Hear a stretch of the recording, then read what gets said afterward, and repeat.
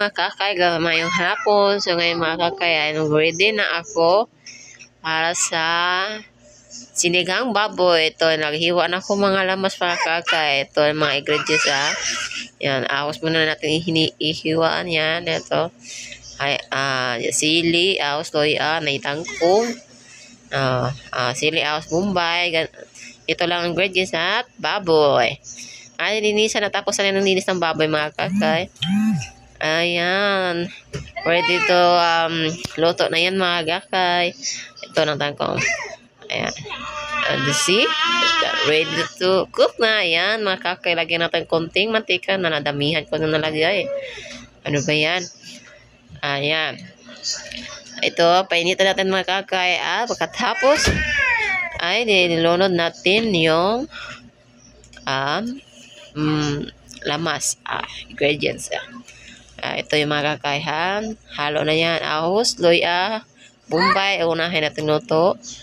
Ito. At pagkatapos yan mga kakay ay yung baboy ay sanay ko okay sa ito na okay sa mga kakay. Yan, para malasa dyan na to ang lamas para mahumot itong baboy. Yan, nilagyan na natin itong baboy natin mga kakay. Ayan. Isa lang nilagay ko mga kakay, di ba? Char. Ito. Yan mga kakay. Isa kasi nilaruan ko yung pagkain. Joke ito. Ayan. Nilagyan natin asin mga kakay. Ayan. Asin. Asin. Kunti lang asin. Huwag lang para maraming asin kasi ang alat na. Ayan. Asin at bitsin. Yan, ito ang sekreto ng cook char.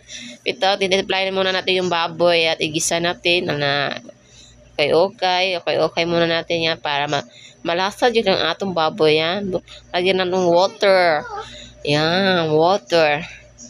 Tapos yan ng pag-isa, lagyan ng tubig. Yan, yung isang pitsa ng maliit at tangad at chili.